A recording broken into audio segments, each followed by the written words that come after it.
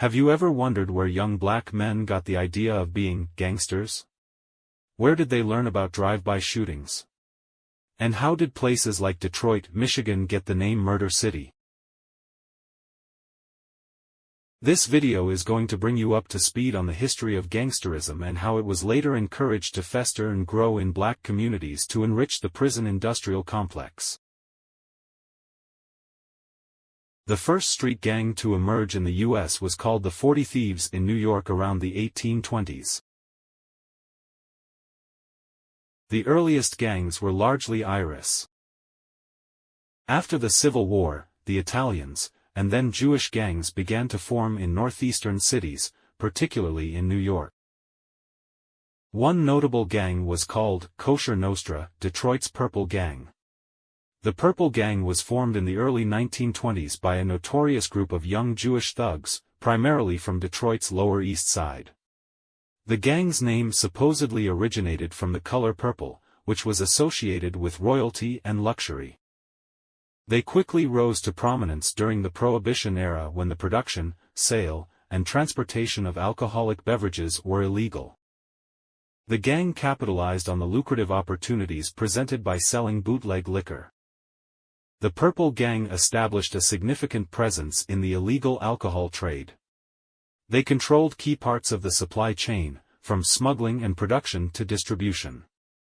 The gang's influence extended to various criminal enterprises, including gambling, extortion, and labor union infiltration.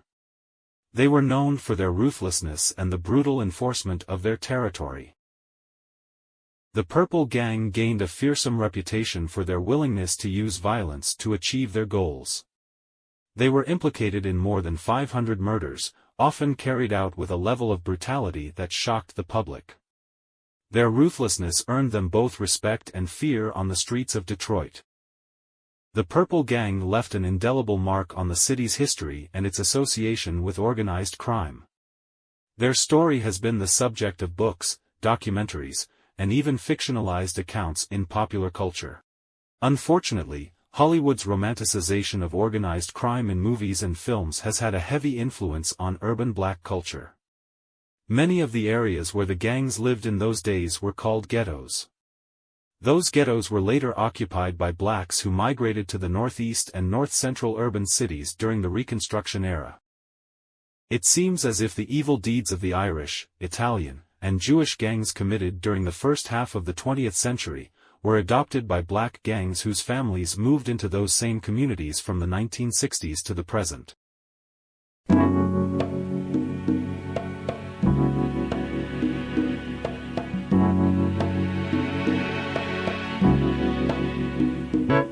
Little ghetto boy,